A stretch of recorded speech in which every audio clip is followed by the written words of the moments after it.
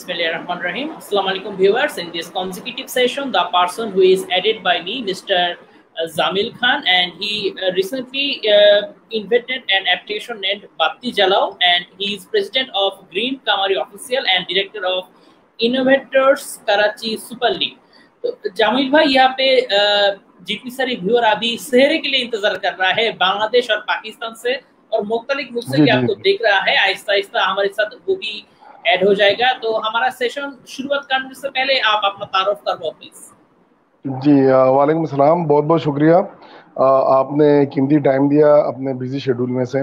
और मेरा इंट्रोडक्शन ऐसा है कि मैं एक सोशल एक्टिविस्ट हूँ और director inventor Karachi super league application हमने बनाई है बत्ती जलाओ के नाम से, और सोशल वर्कर भी हूँ और पीटीआई से मेरा ताल्लुक भी, एक छोटा सा वर्कर हूँ पीटीआई का। और बत्ती जलाओ के हवाले से फ़िलहाल हम काम कर रहे हैं। और जो लॉकडाउन के इश्यूज़ हैं, रमज़ान आ गया, पूरी दुनिया इस वक्त कोरोना वायरस की वजह से काफ़ी परेशान है। तो इस दौरान हमने बत्ती जलाओ एप्लीकेशन जो 5 से 6 महीने हो गए हमने इंट्रोड्यूस करवाया है। बेसिकली बत्ती जलाओ के हवाले से मैं बात करना चाहूँगा क्योंकि करंट हम इस एप्लीकेशन के ऊपर काम कर रहे हैं और हम ये चाह रहे हैं कि लोगों तक इसकी आगाही पहुँच सके कि बत्ती जलाओ का मकसद क्या है और बत्ती जलाओ किस बेस पे काम करता है और किस तरह हम ये बत्ती जलाओ के जो एप्लीकेशन है इसमें दुनिया भर के मसाइल हम इकट्ठे इस पे डेटा जमा कर सकते हैं। अच्छा, तो क्या चीज़ है एक्चुअली बत्ती जलाओ? क्या हम स्मार्टफोन पे इस ऐप को डाउनलोड कर सकूंगा?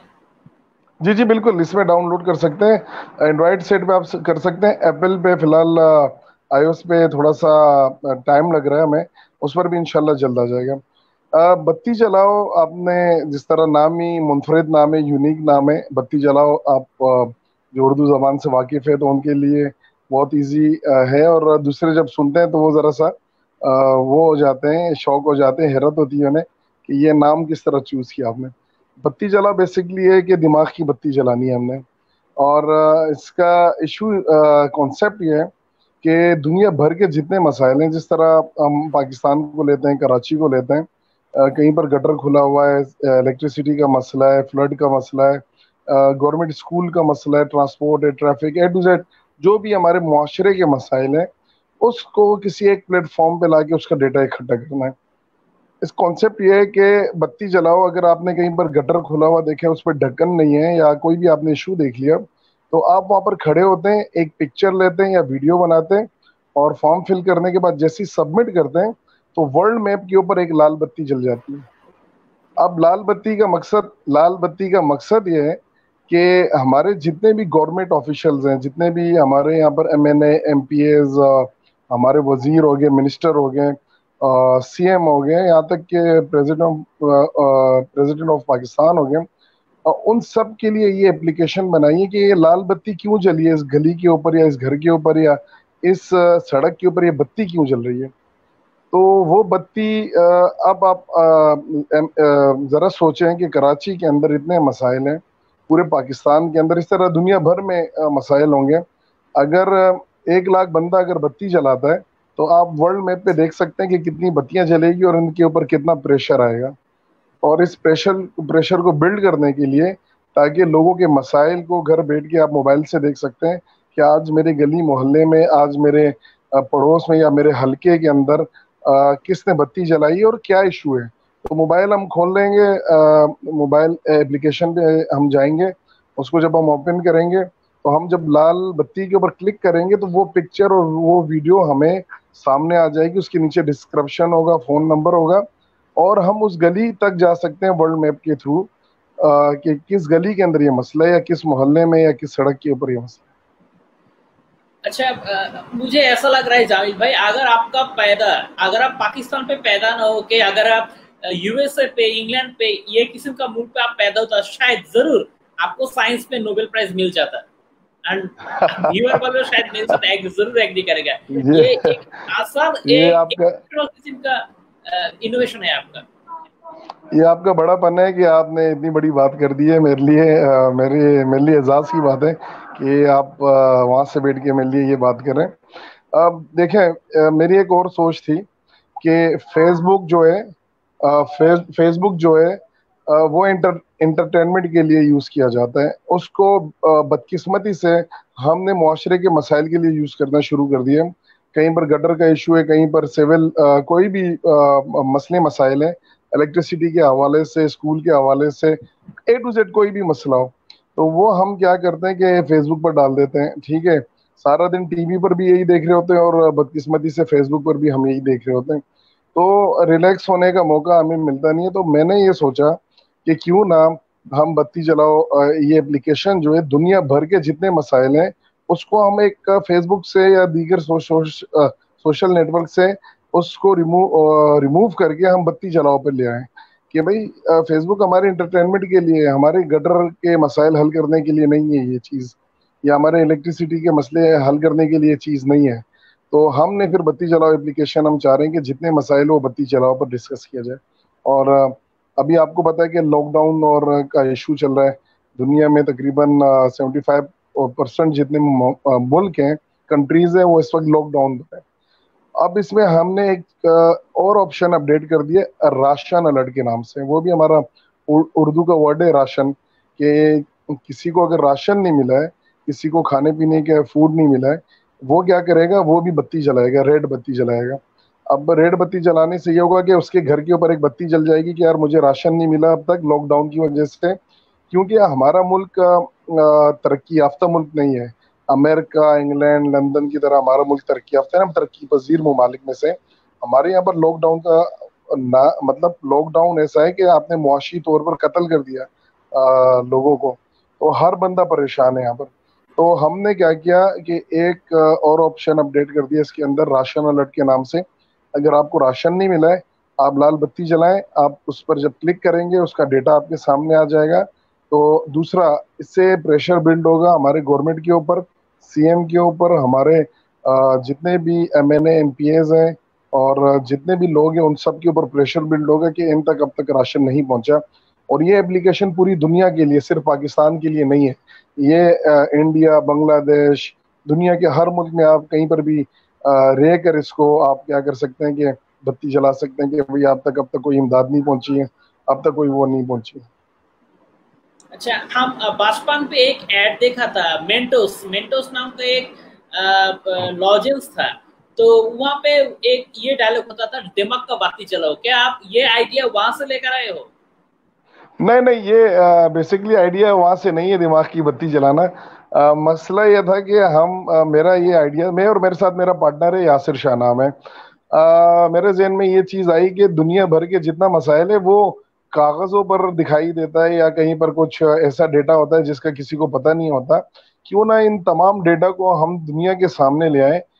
मतलब हमारे यहाँ पर ये होता है कि ब्लेम गेम खेला जाता है कि भाई इस CM ने ये नहीं किया और मिनिस्टर ने ये नहीं किया और इस प्रोविंस ने ये नहीं किया और फलाना ढिमकाना, इस तरह की बातें चलती है। तो हमने कहा कि सबके चेहरे आया होने चाहिए, सबके सामने एक चीज आनी चाहिए कि भाई बत्ती तो हर जगह जल रही है, पाकिस्तान के कोने कोने में अगर बत्ती जल रही है तो हर जगह मसाइल हैं। तो बेसिकली यही हमारा आइडिया था कि वर्ल्ड मैप के ऊपर एक बत्ती जलनी चाहिए, और वो बत्ती जितनी ज्यादा जलेगी हमारे गवर्नमेंट के ऊपर उतना ज्यादा प्रेशर आएगा और वो काम करेंगे और वो लोगों तक आसानी तक पहुंच सकते हैं। अच्छा, आजमा उमर हमको देख रहा है सूडान से। मुझे पता नहीं, brother, I don't know you understand Urdu और not. Actually he is from Sudan. उसको अरबियन जबान और अंग्रेजी आता है। समझ गया है या नहीं पता नहीं मुझे। वो लिखा है सो नाइस, शायद जी जी जी, बिल्कुल बिल्कुल बिल्कुल, चले बत्ती जलाएंगे तो सब समझ आ जाएगा।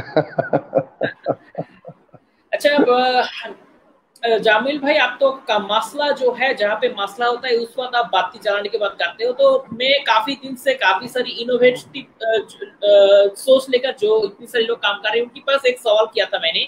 देखो, दुनिया पे जितनी सारी नेचुरल कलामिटी होता है, सबको हमको पहले ही हमको अपडेट मिलता है, सिग्नल मिल जाता है। जैसे ड्राउट हो, फ्लड हो या साइक्लोन हो, सबको इससे पहले हमको सिग्नल मिल जाता है। लेकिन सिर्फ अर्थक्वेक एक ऐसा किस्म का कैलामिटी है जिसके बारे में हमको पहले से कोई अपडेट नहीं मिलता है। वो अचानक हो जाता है और अचानक सबको दबा कर देता है, अगर ये काफी स्ट्रॉन्ग किस्म का हो तो। तो क्या आपका कोई सोच है कि अर्थक्वेक होने से 1 घंटा या आधा घंटा पहले हम लोगों को इसके बारे में पता हो जाए? मैंने एक रिसर्च देखी थी नेशनल ज्योग्राफिक पे, अगर मुझे याद पड़ता है, इसी अर्थक्वेक के हवाले से। उन्होंने कैलिफोर्निया के अंदर कुछ इस तरह के तजुर्बे किए थे, टेस्ट किए थे कि उनको एकदम से तो पता नहीं चलता, लेकिन 1 घंटा 1.5 घंटा पहले उन्हें पता चलना शुरू हो जाता है, और तकरीबन उसके जो रिजल्ट थे वो 70% थे। बेसिकली उसका जो तरीकेकार ये था कि वहां पर एक ऐसे सेंसर लगा दिए गए थे, क्योंकि अर्थक्वेक से पहले जो जमीन है उसमें से गैसेस का अखराज जब स्टार्ट हो जाता है तो सेंसर के थ्रू पता चल जाता था उन्हें कि अभी यहाँ पर कुछ ना कुछ होने वाला है। तो ये चीज मैंने देखी थी। बाकी इंसान की जो सोच है वो अल्लाह ताला ने बहुत महदूद रखी है। ओनली 5% ही हमें सोच दी है। जहाँ तक अल्लाह ताला के अपने जो काम है, जब वो हमें ये चीज एक वक्त ऐसा आएगा, अगर वो हमें ये चीज बताना चाहेंगे, अल्लाह ताला अगर हमारे जहन में एक चीज रखी होगी, तो इंशाल्लाह इसके ऊपर भी कोई ना कोई रिसर्च आ जाएगी, या कोई ना कोई ऐसा बंदा आ जाएगा कि जो लाजमी सी बात है हर के हवाले से भी बात करेंगे। लेकिन फिलहाल मुझे नहीं लगता कि इंसान इतना समझदार है या अब तक, क्योंकि साइंस भी तकरीबन 70-80 साल या 80 साल से ज्यादा नहीं हुए हमारे यहाँ पर जो साइंस की जो तरक्की है। और बहुत सारी चीजें इससे पहले बहुत, आप अगर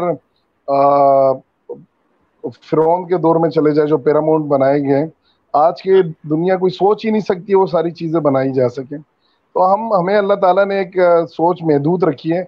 हमें बस अपने हिसाब से अल्लाह ताला एक सिस्टम के तहत चला रहे हैं, और जब उनकी तरफ से कुछ ऐसी चीज इनायत होगी तो इंशाल्लाह इस बारे में कुछ ना कुछ निकल आए। अच्छा, उस वक्त इतनी सारी लोगों का काफी अच्छे किस्म का सोच था, और मुझे लग रहा है उस वक्त के लोगों ने, सॉरी मेरा जबान बांग्ला है, मेरा उर्दू अच्छा नहीं है, on that moment how innovative idea of that people was. देखो, उन लोगों ने एयरक्राफ्ट इन्वेंट किया था, उस वक्त उन लोगों ने प्लानिटोरियम लेकर इतनी सारी सोचा था। वो लोग रेलगाड़ी के बारे में सोचा था, स्टीम इंजन के बारे में सोचा था, वो लोग दवाई तैयार करने के बारे में सोचा था। आज का जमाना पे लोग इतना नहीं सोचता है। अगर उनकी तरह सोच आज का दुनिया पे होता तो कितना अच्छा होता ब्रदर। नहीं, अगर वो उस दौर के लोग अगर आज होते हैं तो वो अगर मुझे और आपको लाइव देखते हैं तो वो ये कहते हैं कि ये पता नहीं किस दुनिया से आए हुए हैं। तो हर दौर में अल्लाह ताला ने एक सिस्टम बनाया हुआ है, और हर दौर में ऐसी चीजें बनाई गई है कि जो आने वाला जो शख्स है वो पीछे वाले को सोच रहा होता है कि यार इनके पास कितनी काबिलियत थी। और जो अगर वो उस दौर वाले बंदे, अगर उस दौर के इंसान अगर आज के दौर में आते, हवाई जहाज को उड़ते हुए देखते, गाड़ियों को चलते हुए देखते, लाइव मुझे और आपको बात करते हुए देखते, तो आज के दौर में वो परेशान हो जाते कि ये कौन लोग हैं। तो हर दौर में अल्लाह ताला ने एक सिस्टम रखा है और वो उसी तरह चला रहा है। इसमें मतलब आपको एक छोटी सी बात बताऊं कि एक वक्त ऐसा था कि एजुकेशन, जो तालीम है, वो काफी आज के दौर में भी उसकी जरूरत उतनी है जितने पहले दौरों में होती थी, लेकिन आज का दौर थोड़ा सा चेंज हो गया। एजुकेशन से हट के अगर आपके पास थोड़ा सा भी कोई अच्छा सा आइडिया है तो आप क्लिक कर जाता है, जमीन से आसमान पर पहुंच जाते हैं। ठीक है, तो कहने का मकसद ये कि आज से 20 साल पहले ये चीजें नहीं थी। 20 साल पहले लोग तवज्जो देते थे कि तालीम, एजुकेशन ज्यादा करें, तालीम करें। आज के दौर में भी उसकी उतनी जरूरत है। मैं ये नहीं कह रहा कि आज के दौर में, लेकिन आज के दौर में आपका कोई भी आइडिया वो आपको जमीन से आसमान पे पहुंचा सकता है। तो हर दौर, हर वक्त बदलता रहता है वक्त के साथ साथ, और ये अल्लाह का निज़ाम है कि किसी दौर में किन को क्या सलाहियतें दी गई थी और आज के दौर में क्या देंगे। हो सकता है हमारे 40 साल 100 साल बाद आने वाले लोग वो उन तमाम चीज़ों से महरूम हो जाए जो हमारे पास है, और अगर हम उस दौर में होंगे तो हम परेशान हो जाएंगे कि अल्लाह ताला ने इन्हें क्या क्या चीज़ें दे दी है। तो वक्त के साथ है, इंसान को अल्लाह ताला अपने सिस्टम से चला रहा है। सही फरमाया। जामिल भाई, मैं आपका बैकग्राउंड के बारे में जानना चाहता हूँ। आपका बैकग्राउंड शायद साइंस था, एम आई राइट? नहीं मेरे भाई, मैं साइंस में नहीं है। मैं सोशल वर्कर हूँ, यही बैकग्राउंड है मेरा। अच्छा, सोशल वर्कर हो और साइंस बहुत साइंस बहुत मुश्किल टॉपिक है मेरे भाई। अच्छा, जी आपके जी अंदर माशाल्लाह काफी किस्म का एक क्रिएटिविटी है। सोशल जी वर्कर जी भी करते हो और एक ऐप भी इस्तेमाल कर लिया माशाल्लाह। तो जी जी जी। ये कोरोना का दौर जैसे चल रहा है, लॉकडाउन जैसे कंटिन्यू हो रहा है, शायद ये खत्म कब होगा पता नहीं। मुझे तो ऐसा लग रहा है बकरीद टिल बकरीद ये कंटिन्यू हो जाएगा। तो हाँ घर देखें, पे कोरोना का जो हाँ हाँ बोलिए। कोरोना कोरोना का जो दौर है ना, इंसान जब कोई बीमारी आती है ना तो फिर वो रहती दुनिया तक रहती है इंसान के साथ, ठीक है। कोरोना तो ये तो मेरे ख्याल से आज से करोड़ों साल पहले भी हमारे साथ जुड़ी हुई थी। वो अलग बात है कि उसकी टेस्टिंग किट नहीं थी, तो हमें पता ही नहीं चला कि कोरोना भी कोई चीज है या नहीं, जब से टेस्टिंग किट आई है। और आज ही मैंने एक वीडियो देखी है, हमारे तंजानिया के प्रेसिडेंट है, आपने शायद उसकी वीडियो देखी या नहीं देखी।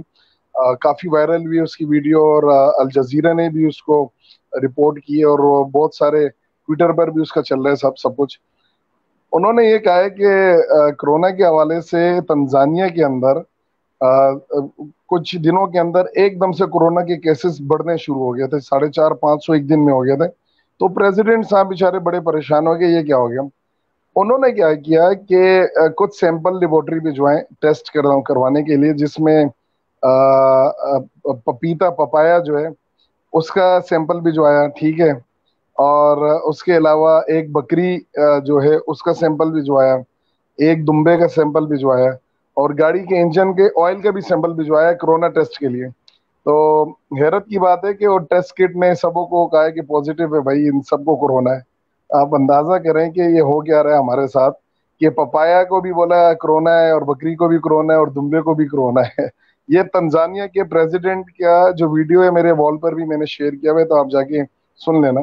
तो कोई भी बीमारी दुनिया में आती है तो फिर वो खत्म नहीं होती, वो रहती दुनिया तक रहती है। और ये कोरोना एक जमाने से हमारे साथ था, वो पता हमें भी चला है। ये इतनी बड़ी बीमारी नहीं है जितनी बड़ी बना दी है मीडिया ने और इन सबों ने, वैसे इतने बड़ा इशू नहीं है। क्योंकि जब कोरोना में लाखों लोग ठीक भी हो रहे हैं, जब मेडिसिन नहीं है तो ठीक कैसे हो रहे हैं, इम्यून सिस्टम को बेहतर करके वो ठीक हो रहे हैं, तो इतना बड़ा इशू नहीं है जितना बड़ा बना दिए, जो मेरी अपनी सोच है। लेकिन पर ब्रदर लॉकडाउन चल रहा है, तमाम दुनिया रुक गया है, कैसे आप इसको डिनाई कर रहे हो कि ये कोई बड़ी इशू नहीं है? तमाम दुनिया रुक देखिए, गया। मैं आपसे एक छोटी सी बात बताता हूँ। हाँ बोलिए। कोरोना के लिए आपसे एक छोटा सा सवाल है कि सेफ्टी के तौर पर क्या करना चाहिए, हमें किन चीजों का इस्तेमाल करना चाहिए। आपने जो मीडिया पे देखा है तो किन किन चीजों का बताया जाता है कि एज अ सेफ्टी आप ये यूज करें तो आप बच सकते हैं। हाँ, सर्जिकल ग्लव, सर्जिकल मास्क, ये चीज के बारे में तो बोला जाता है। अच्छा। और क्या चाहिए? आ, अच्छा ठीक है, आप किसी डॉक्टर से ये पूछना कि क्या कोरोना आंखों के जरिए से लग सकता है, तो उसका जवाब हाँ होगा कि हाँ, आंखों के जरिए भी कोरोना लग सकता है। तो आप गॉगल्स मुझे ये पहने क्या? बताएं कि जी। गॉगल्स है ना, गॉगल्स, मेडिकल गॉगल्स। नॉर्मली आपने मीडिया पे गॉगल्स का सुना ही नहीं होगा, ना ही डॉक्टर को पहनते हुए देखा होगा, बहुत कम आपको ऐसे मिले होंगे। आप मुझे बताएं कि आपने मास्क और ग्लव्स लगा दिए, तो ये जो दुनिया, आधी दुनिया बगैर गॉगल्स के घूम रही है, तो उनको क्यों नहीं लग रही है। हाँ, सही सवाल पूछा आपने। क्योंकि आंखों का ताल्लुक भी नोज और उनके मुंह के साथ ही हलक में जाके होता है, तो क्यों। मैंने एक डॉक्टर से पूछा था, वो मास्क पहन के ग्लव्स लगा के सैनिटाइजर करके पूरा अपने आप को सेफ्टी किट किया हुआ था। मैंने कहा डॉक्टर साहब ये बताएं कि आंखों के जरिए कोरोना लग सकता है, बोला हाँ। तो मैंने कहा आपने क्यों कुछ नहीं पहना इसके लिए, ये बताएं, तो इतना सेफ्टी करने का क्या फायदा है। तो फिर वो उसके पास कोई जवाब नहीं था। अच्छा, हमारे जो एयर है, जो हमारे कान है, इसके जरिए भी आपको कोरोना लग सकता है। कहने का मकसद ये इतना इशू नहीं है इतना बड़ा जितना बना दिया गया इसको। अच्छा, तो आपका सोच क्या बोल रहा है? तो इस बीमारी से खुद को प्रोटेक्ट करने के लिए क्या करना चाहिए? क्या हम गॉगल्स इम्यून नहीं पहनूंगा? क्या हम ग्लव्स मास्क नहीं पहनूंगा? मैंने 40 दिन से नहीं पहने, ना मैं मास्क पहनता हूँ, ना मैं ग्लव्स, ना ही कुछ और। सैनिटाइजर मैंने शुरू, हाँ मैं ऐसे ही घूम रहा हूँ। हाँ माशाल्लाह। हाँ, ये बाहर मेरे आप एक्टिविटीज देख सकते हैं, बहुत सारी चीजें। इम्यून सिस्टम को बेहतर करते हैं। आप फ्रूट खाएं, आप सब्जियां खाएं, आप अंदर से मजबूत है। क्योंकि देखें, आप मुझे ये बताएं कि आप किसी को जानते हैं जिसको कोरोना हो गया है? नहीं जानता हूँ, लेकिन मेरा पड़ोसी का मौत हुआ है, कोरोना पे मौत हुआ है उनका। अच्छा, अभी मेरे भी पड़ोसी को कोरोना हुआ है, ठीक है। वो माशाल्लाह। ठीक हो गया। अच्छा, उसका उसका ये था कि उसको बुखार था और गले में दर्द था। मैंने उससे कहा कि आप अपना टेस्ट मत करवाना, ठीक है, आप फ्रूट व्रूट खाएं, आप जूसेस पिए तो आप ठीक हो जाएंगे। अच्छा, वो नहीं माने। उन्होंने क्या किया, अगले दिन टेस्ट कर दिया। जब टेस्ट किया तो उसका कोरोना निकल आया। कोरोना निकल आया तो वो ठीक ठाक थे फिर, ठीक है। और वो फिर अपने आप को कोस रहे थे कि हमने क्यों टेस्ट करवा दिया। तो 2-4 दिन में उन्हें कुछ भी नहीं हुआ, ठीक हो गए वो। हमारे 2-4 और दोस्तों को भी हुआ, सब सेट हो गए, ठीक हो गए। कोई इतना बड़ा इशू नहीं है। इतना मेरे मेरे नज़र में नहीं है। क्योंकि हो ये रहा है हमारे यहाँ पर। मैं पाकिस्तान की बात करूंगा। हमारे यहाँ पर कुछ चीज़ें ऐसी है जो गवर्नमेंट लेवल पर अभी ऐसी चीज़ें हैं कि मरने के बाद उनको कोरोना टेस्ट करवा रहे हैं। अच्छा, इस अच्छा, तरह ये फिर ये चीज़ें आपके गवर्नमेंट के हॉस्पिटल्स में भी हो रही होगी, ये दीगर हॉस्पिटल्स में भी हो रही होगी। मौत होने के बाद अगर किसी को दूसरी कोई बीमारी पे मौत होता है तो उनको टेस्ट किया जाता है, उनका मौत कोरोना से हुआ या कोई दूसरी बीमारी की वजह से हुआ है, ये हमारे होता है। हमारे यहाँ तो जबरदस्ती डाल रहे हैं कि भाई ये कोरोना से ही मरे। आपको पता है नॉर्मली जो फ्लू जो है, पर ईयर कितने लोग पूरी दुनिया में मरते हैं? आपको इसके एवरेज क्या पता है? फ्लू से, सिंपल फ्लू, जो हमारे घर में बच्चों को खांसी नजला जुकाम हो जाता है। भाई सिंपल फ्लू के बारे में मत बोलो आप, डेंगू के बारे में बोल सकते हो। हमारे मुल्क पे डेंगू एक कॉन्टेजियस डिजीज है। हर बारिश का मौसम पे काफी सारे लोगों का मौत होता है डेंगू फीवर में। अच्छा, मैं सिंपल फ्लू की बात कर रहा हूँ ना। मैं सिंपल फ्लू की इसलिए कर रहा हूँ कि आप अगर अभी गूगल करेंगे तो आपको तकरीबन 5 से 6 लाख या 7 लाख लोगों का एवरेज पर ईयर पूरी दुनिया में मिलेगा कि लोग मर जाते हैं। कितने? 5 से 6 लाख लोग, ठीक है। हाँ। आप मुझे बताएं कि आज अगर आपकी मीडिया ये बताना शुरू कर दे कि पाकिस्तान में फ्लू से 200 बंदे मर गए, अमेरिका में 3,000 बंदे मर गए, और बांग्लादेश में 300 बंदे मर गए, और इटली में 400 बंदे मर गए, और पूरे साल मीडिया आपको ये बताए कि 6 लाख बंदा सालाना मरता है इससे, तो क्या आप उस सिंपल फ्लू से डरेंगे या नहीं डरेंगे?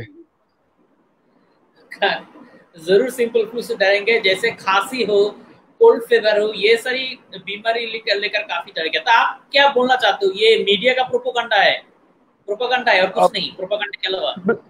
ये तो देखिए, मैं आपको बताऊं, 1 साल के बाद आपको सारे रिजल्ट सामने आ जाएंगे कि हो क्या रहा है। मैंने तो एक छोटी सी मिसाल आपको दी ना कि टीवी ये तो बता रहा है कि आप सैनिटाइज करें, आप ग्लव्स पहने, आप मास्क पहने, लेकिन आंखों और कानों के हवाले से आपको मीडिया के अंदर ये सारी चीजें नहीं मिलेगी, सिवाय डॉक्टर्स के, ठीक है। आपको हजारों लोग घूमते फिरते मिलेंगे। आप मुझे एक चीज बताएं कि अमेरिका जैसा मुल्क जो पूरी दुनिया का सुपर पावर है इस वक्त, हमारे पाकिस्तान, बांग्लादेश, इंडिया को छोड़कर सुपर पावर है, ठीक है। वहां पर हजारों की तादाद में बोला लोग मर रहे हैं। तो फिर पाकिस्तान जो तरक्की पजीर मुल्क है, उन्हें खाने पीने के वांदे पर पड़े हुए हैं, यहाँ पर खाने पीने की अशिया नहीं है। तो जब अमेरिका जैसा सुपर पावर मुल्क अपने मुल्क को नहीं बचा सका, मैं और आप क्या बचा लेंगे? छोटी सी बात है। लेकिन और ब्रदर एक उन्होंने चीज आपने देखा हो, इंडिया, पाकिस्तान, बांग्लादेश में लोगों को इतना नहीं मौत हो रहा है जितना यूएसए, फिर यूरोप की तरह ताकतवर मुल्क पे मौत हो रहा है। वेल डेवलप्ड मुल्क पे ज्यादा डेथ रेट ज्यादा है, इतना डेथ रेट नहीं जितना बांग्लादेश पे है। तो वो हमारा डेथ मसला है ना, रेट ज्यादा है। हमने हमने उन्हें सीरियस नहीं लिया ना, कोरोना को इतना हमने सीरियस नहीं लिया है। अब बेसिक ऐसा है कि देखिए ना, आपको एक मैं बात बताऊं, सपोज करें, 2 मिनट के लिए सोचें कि हाँ। आपको हार्ट के आप एक डॉक्टर के पास गए, आपके दिल के चारों वाल बंदे या 3 वाल बंदे, ठीक है। तो डॉक्टर के आपको एकदम से कहेगा कि आपके 3 वाल बंदे हैं। आपको पहले समझाएगा आपकी तबीयत सेट नहीं है, कोई भाई होगा उसके सामने बैठ के समझाएगा कि आप जरा ज़हनी तौर पे तैयार हो जाएं, ऐसे ऐसे करके। फिर एक आधे घंटे के बाद आपको बताएगा कि आपके तीन तीन वॉल बंद है और आप एहतियात करें। मतलब मेंटली आपको प्रिपेयर करते हैं वो, ठीक है, इस चीज के बारे में। अब हुआ ये कि आप कोरोना का जो मरीज है, जो अमेरिका, देखिए, मुसलमान और जो अमेरिका की जो जो क्रिश्चियन कम्युनिटी है, उसमें दो फर्क है। हमारे दीन के अंदर जो वबाई वबा जब कहते हैं कि जब कोई वबा आती है तो हमें शहादत की मौत का एक हदीस है कि कभी कोई वबा आ जाए और आप अगर उसमें इंतकाल कर जाते हैं तो आप शहीद कहलाते हैं। हाँ। ठीक है, और हर मुसलमान की ख्वाहिश है कि वो शहादत की मौत मरे, सबसे अफजल शहादतें। ये इतनी जबरदस्त हदीस है कि एक मुसलमान ज़हनी तौर पर तैयार हो जाता है कि आपकी जो मौत है बहुत अच्छी होने वाली है, तो आप जिंदगी से ज्यादा मौत की तरफ अपने आप को जान वो करते हैं, और आप आपके अंदर का जो इंसान है, जो आपके अंदर इम्यून सिस्टम है ना, वो क्या हो जाता है, वो रेडी हो जाता है। वो इतनी तेजी से काम करना शुरू कर देता है कि आप मेंटली बिल्कुल प्रिपेयर होता है कि यार मुझे मौत से डर नहीं है। जब आपको मौत से डर नहीं है तो फिर ज़हनी तौर पर आप रेडी हो जाते हैं हर चीज की। अब वो ये कि अमेरिका के अंदर जो लोग हैं या दीगर ममालिक के अंदर वो मौत से डरते हैं बेसिकली। जब सही। उन्हें अब एक मुसलमान को अगर कोरोना हो जाए तो वो सोचेगा यार शहादत की मौत है तो इतना टेंशन नहीं लेता, ठीक है। और अगर यही चीज अगर आप उस कम्युनिटी में चले जाएं कि आपको कोरोना हो गया और आप मरने वाले हो या आप एक खतरनाक बीमारी के उसमें आ गए हो, तो होता क्या है कि वो आधे से ज्यादा अपने आप को खुद ही मार देता है। वो बैकफुट पे चले जाता है कि यार ये मेरे साथ क्या हो गया। तो ये दो चीजें इसीलिए आपको हम मुसलमानों के अंदर कोरोना बहुत कम आपको इस तरह की हमारे ममालिक के अंदर बहुत कम मिलेगी। और दूसरा, हमारे जो मुल्क के अंदर है सफाई सुथराई का निज़ाम ठीक नहीं है, और मैं शुक्रिया अदा करता हूँ तमाम गवर्नमेंट्स का कि उन्होंने हमें गंदगी में रख के हमारा इम्यून सिस्टम इतना बेहतर कर दिया कि हम हर बीमारी से आराम से मुकाबला कर सकते हैं। माशाल्लाह, इतना अच्छी सोच है आपका ब्रदर। मैं तो बोलूंगा आप एक अगर पॉसिबल होता मैं आपको मेरी स्कूल पे एक बार के लिए आपको इनवाइट कर देता और बोलता हमारे बच्चों को कोई स्पीच डाल दो। अच्छा, बड़ी आप मेहरबानी। कितना अच्छा होता अगर आपको बांग्ला आता। अगर आपको बांग्ला बोलना आता, आप बांग्ला जबान पे सब कुछ समझा देता, तो बांग्लादेशी एक्चुअली सबको उर्दू नहीं आता है, उनको भी अच्छी सोच आ जाता है। माशाल्लाह। नहीं नहीं, चले सीख लेंगे बंगला भी ब्रदर आपकी आपके। आप तो एक सुपरमैन हो माशाल्लाह। नहीं नहीं, आपकी बड़ी तरह मेहरबानी भाई। आपकी तरह बेटे हर पाकिस्तान का हर घर में अगर पैदा हो जाए ना, तो पाकिस्तान कितना ताकतवर मुल्क बन जाएगा। तो वो तो सोच का बाहर है मेरा। नहीं नहीं, बहुत बहुत शुक्रिया, अल्लाह आपको खुश रखे। आप इतनी अच्छी बातें कर रहे हैं और आपने टाइम भी अपना दिया है काफ़ी कीमती। बाकी इजी हो जाए, कोरोना से कोई इतना नहीं है। आप फ्रूट फ्रूट खाया करें, एंजॉय किया करें लाइफ को। हमारे पाकिस्तानी तो बिल्कुल ही सीरियस नहीं लेते, वो तो घूम रहे हैं, एंजॉयमेंट कर रहे हैं, इधर उधर घूम रहे होते हैं। उन्हें पता भी चल जाता है किसी को कोरोना है तो एक 10 दिन के बाद वो ठीक होके खुद आ जाते हैं। लेकिन बहुत सारी चीजें आपको एक साल के बाद इंशाल्लाह, अगर जिंदगी आपकी और मेरी रही, तो एक साल के बाद इंशाल्लाह जो इसके जो हकायक है वो आपके सामने आ जाएंगे कि बेसिकली कोरोना के पीछे क्या था, और WHO इस तरह क्यों कर रहा था। और WHO आहिस्ता आहिस्ता अपनी चीजें, पहले ये कह रहे थे कि कोरोना से 2-3 करोड़ लोग मर जाएंगे। अब WHO की नई रिपोर्ट आई है कि भूख से 2-3 करोड़ लोग मर जाएंगे। तो जो क्राइसिस आप तो ही आ ने तो जाएगा। आप ही ने तो लोगों को बंद करवा दिया, काम खत्म करवा दिया, मईशत आपने तबाह कर दी है। और अब आप कहते हैं कि भूख से 2-3 करोड़ लोग मर सकते हैं और नौकरियां जा सकती है। तो ये एक इंटरनेशनल गेम है और कुछ नहीं है इससे ज्यादा। जमील खान भाई, अभी क्या होगा लॉकडाउन अगर विथड्रॉ हो जाए, सारी चीज अगर नॉर्मली शुरुआत हो जाएगा, लेकिन ये फाइनेंशियल क्राइसिस, इकोनॉमी पे तो क्राइसिस शुरू हो जाएगा क्योंकि तमाम काम बंद है। हर लोगों को तो सैलरी नहीं मिलता है, सिर्फ गवर्नमेंट सर्विस होल्डर के अलावा। इकोनॉमिक क्राइसिस वहां आएंगे जहां पर जिनकी इकोनॉमिक बूस्ट कर चुकी है। मतलब इकोनॉमिक क्राइसिस आपको अमेरिका, इटली और इन ममालिक में मिलेंगे। हम पाकिस्तान जैसे मुल्क या हमारे बरसगीर में और हमारे आसपास के जितने ममालिक हैं, उनको इतना इशू नहीं आएगा क्योंकि ऑलरेडी हम खुद एक 40-50 साल से इकोनॉमिक क्राइसिस में गुजर ही रहे ना। हमें और ज्यादा क्या हो जाएगा, थोड़ा सा और फर्क आ जाएगा, तो हमें हमारी जिंदगियों पर इतना असर नहीं पड़ेगा। इस वक्त जो लॉकडाउन की वजह से जो रोज कमाता है रोज खाता है, या जो लोग हैं जो मजदूर पेशा है, उनको क्राइसिस आई है, ये नहीं कि नहीं आई है। लेकिन मुल्क की सतह पर इतना बड़ा इकोनॉमिक लॉस हमारे, हाँ, हमें ऑयल सस्ता हो गया आलमी मंडी में, इंटरनेशनल मंडी में, उससे हमारी जो इकोनॉमिक है वो थोड़ी बहुत बेहतर होने, बल्कि और अच्छी हो जाएगी, मुझे तो ऐसा लगता है। बाकी इतना ज्यादा हमें इफेक्ट नहीं करेगा जो हमारे आसपास के जितने ममालिक हैं उनको। अच्छा, नया जो एक इंसेक्ट आ रहा है, बांग्ला पे उनको पोंकोपाल बोला जाता है, उर्दू पे क्या बोला जाता है पता नहीं। नाम सुना क्या था चीज आ शायद। रहा है? क्या चीज? पोंकोपाल। एक एक इंसेक्ट आ रहा है, एक छोटा सा इंसेक्ट आ रहा है, इसका नाम अच्छा। बांग्ला पे कॉन्कोपल बोला जाता है, उर्दू पे क्या बोलते हैं पता नहीं, आपको पता नहीं है? जो उसका, नहीं इस हाँ, बारे में आप जरा बताएं, क्या क्या आ रहा है, ये डिटेल जरा एक सा साथ बताएं मुझे। ये एक का एक लाख लाख से तोड़ के आ रहा है, और ये जो जमीन का जो क्रॉप्स है उसका अच्छा अच्छा अच्छा, काफी टिड्डी, हम उसे टिड्डी दिल कहते हैं। टिटी दिल, हम पोंकोपल बोलता हूँ बांग्ला में। वो खाते भी हैं, वो खाते भी हैं। अच्छा, वो क्या हलाल चीज है? बिल्कुल हलाल चीज है, और हमारे नबी ने बेसिकली मसला ये है कि ये इतनी ज्यादा तादाद में आ जाती है कि आप इसको काबू नहीं कर सकते। तो इसको खाने का हुक्म दिया गया है, ताकि क्योंकि इंसान अगर एक वक्त में खुराक करे तो वो सैकड़ों के हिसाब से टिड्डी दिल खा सकते हैं, सही है। तो अगर वो किसी ऐसी जगह पे उड़ के आते हैं तो इंसान अगर खाना शुरू कर दें तो मुझे नहीं लगता 1 से 2 दिन में वो बच पाए। तो लाखों के हिसाब से, और वो बहुत जबरदस्त सऊदी अरब में बड़ा खाया जाता है, और हमारे पाकिस्तान में भी कुछ इलाकों में उसको खाया जाता है, और काफी टेस्टी होता है। और जिस तरह आप ऐसे समझ लें कि जिस तरह आप झींगा खा रहे हैं, जो समुद्री श्रिम्प, जो झींगा हम कहते हैं, श्रिम्प जो श्रिम्प। खाते हैं, हाँ उस तरह का इसका टेस्ट होता है, या मुर्गी की चिकन की तरह टेस्ट आता है इसका। अच्छा, ये मैंने सुना है। एक सवाल पूछना चाहता हूँ, ये श्रिम्प जो है आर्थ्रोपोडा, जी आर्थ्रोपोडा एक क्या बोलता है स्पीसीज का होता है, आर्थ्रोपोडा स्पीसीज का होता है श्रिम्प, और जी कॉकरोच जी। जो होता है वो भी आर्थ्रोपोडा का है। आपको पता है, अगर कॉकरोच और श्रिम्प हम्म, दोनों पकड़ हाँ के हाँ। आप चूल्हे पे डाल दो, हॉट ऑयल के ऊपर डाल दो, तो दोनों हाँ हाँ। तैयार होने की बाद, कुकिंग की बाद एक जैसा लगेगा। लेकिन कॉकरोच अच्छा। हराम है। हाँ, एकदम एक जैसा लगेगा, लेकिन कॉकरोच हराम है क्योंकि वो अक्सर टॉयलेट पे घूमता रहता है, टट्टी की जी जी आसपास घूमता रहता है, इसलिए। तो जी जी।